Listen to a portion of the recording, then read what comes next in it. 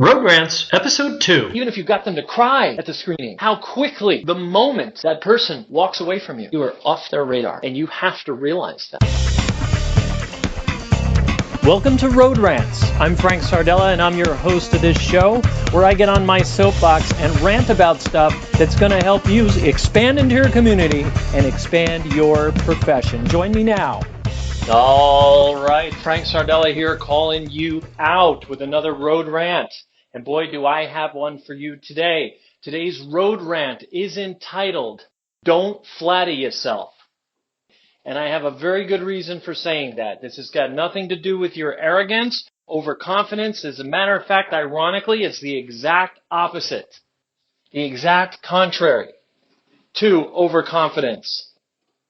This is stuff you're unsure about. This is a problem you're telling me you're having, and I'm telling you the solution to it is don't flatter yourself. What do I mean? Here's the scenario. You have people that you're trying to convince to come see you. Whether you're doing lead generation or sales, this actually applies. So it doesn't much matter if you're sitting down trying to sell a treatment plan to someone in your office, or if you're trying to sell anything to anyone, or if you're lead generating. Lead generation in chiropractic equates to the process of going out and meeting people, such as doing screenings or talks or marketing to get people interested in what? In coming to sit with you so you can sell them. But it doesn't matter whether you're trying to convince the person to come into your clinic to allow you to sell them something, or if you're actually selling them something. When it doesn't work out, you're taking offense to it. When it doesn't work out, you're going, what the heck is going on? Now, I had an impromptu coaching call happen today that ended up going for over an hour. Weirdly enough, I was planning on doing this rant today. I had it all planned out. And the entire topic of the coaching call ended up being this. And I thought, all right, if you were thinking of not doing the rant today, you got to do the rant. But the complaint was, I just went and did an awesome screening on somebody, and they booked. And they were one of the best bookings I ever did, and they canceled. Why does that happen? And this is a question that I get asked over and over and over. Now, I'm not going to get into the super specific details of handling the situation. I'm going to get to the root cause, the underlying problem that's causing this.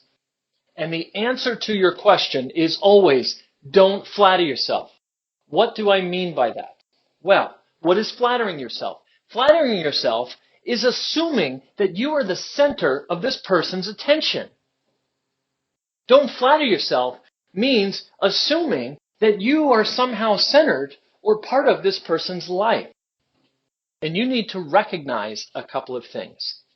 That person who walked up to you with an entire set of circumstances, a whole life, of which they are the center. So they have circumstances you don't even know about. Maybe they're going through a divorce right now. Maybe they think their husband is cheating on them right now. Maybe they're having problems making ends meet right now. Maybe their electric just got shut off. Maybe things are going very right in their life. Maybe it's a super soccer mom you're talking to, and she's got a soccer schedule to maintain. There are all kinds of circumstances. Look at your own life. If you want an answer to what's walking up to you, look at your own life.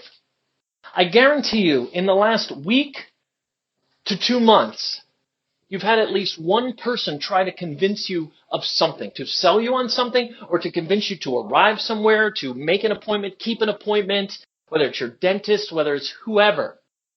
I guarantee you that's happened at least once. Take a look. Was that the center of your universe? Even during the heat of the moment. What happened moments later to that? It wasn't a priority. Why? Because you think less of it? No, because other things came up. Hey, Dad, by the way, I have a field trip to go on for school, and you have to cough up $500 you weren't expecting to pay. That's the one that really gets me, right? These field trips. They come out of nowhere, and you weren't planning on spending the money. But there it is. You're distracted. You think that their life is a distraction from your viewpoint. But if you look from their viewpoint, you are the distraction, not them. And if you start on that premise, you're automatically going to start making more sales, more sense of what's happening, and have better control over what goes on and people keeping appointments. If you just change that one factor, I'm not going to promise you millions of closes. I'm going to promise you that you're a smart person and that you may not need dozens of scripts and what do I do ifs and whatever. You wouldn't have to ask, what do I say when he says this, if you were inside his head already. You wouldn't have to ask, why do people always do this, if you were inside her head already. If you knew what they were thinking, if you knew their circumstances, you would automatically know what to do to keep that person interested. So not only are you not the center of this person's life, you just walked into their life this moment. That puts you a level below not the center of their life. Just walked into their life is a level below that. That puts you at the bottom rung. Now, most of you that I speak to are master communicators. There's the irony with this. You're master communicators. So that's why you're cursing the heavens and going, why is this happening? That's why you call me up and have hour phone calls with me and say, why is this happening? And we talk it out. There's nothing wrong with that. But what's wrong with that is don't flatter yourself. You are not the center of this person's attention. You're not the center of their life. Now, I brought up that you're master communicators. That means for a few minutes you can be, and you probably are, and you probably were. And now you're saying, why am I no longer the center of their life? Well, consider what I just said and realize what's really going on is that you're not the center of their life, and you'll realize it takes a lot more than that handshake, than that master close, than that closing line, than that powerful screening that you did or those powerful words you said to the person. Even if you got them to cry at the screening, how quickly the moment that person walks away from you, you are off their radar. And you have to realize that. So there are a lot more moments you have to create with that person between now and when they arrive in the office. You want to know the biggest bulk I get to that? But I called and confirmed them. I told them this, that, and the other thing. I actually got them on the phone and they confirmed with me. So what now? All I'm saying is, did you get them back in the moment again? Now, if you don't know how to do that, then you need some help. And a lot of people don't know how to do that. And there's nothing wrong with that. It doesn't make you any less of a person. It shouldn't destroy your confidence. It shouldn't raise any self-doubt with you to have that as a condition. There is help available. People are good at it. That's something I can help you with. If you don't know how to get them back in the moment or keep them repeatedly in the moment between now and 2 days from now, or even between now you met them this afternoon and tonight when they're coming in, how to keep them in that moment and not distracted. Because in the end, don't flatter yourself. You are the distraction from their point of view. And if you can truly see that, you're on the road to getting a lot more closes and a lot more people under care, which is per my first rant. And if you haven't listened to it, listen to it. Per my first rant, what we desperately need to do right now.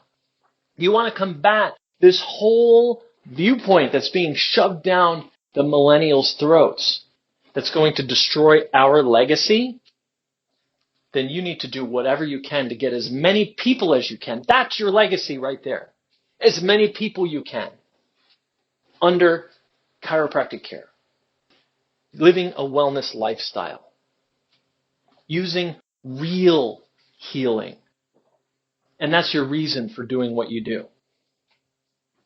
I want you to take this to heart, and I want you to take a look at what I said and what you're doing now, and I want you to compare the two. Look at them.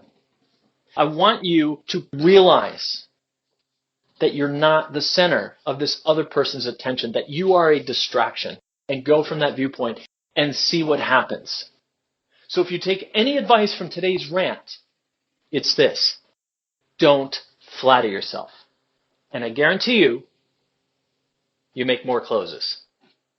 Thanks for listening to my rant today, and I'll see you in the next one. Please do give me feedback. If there's anything you want me to rant about or anything you're fired up about, contact me directly and let me know. I get just as worked up as you do on them. and I have a few things to say about them. So please do slide along the ideas, and we'll catch you in the next episode. Hey, if you like this Road Rant, hit me up at frank@screeningexperts.com and give me some feedback, and I'll see you in the next episode. Road Rants is a Sardella Creative production. Copyright brought to you by Screening Experts, LLC. Musical score written and produced by Frank Sardella, ASCAP. Screening Experts, unscripted simplicity. For more information, visit screeningexperts.com.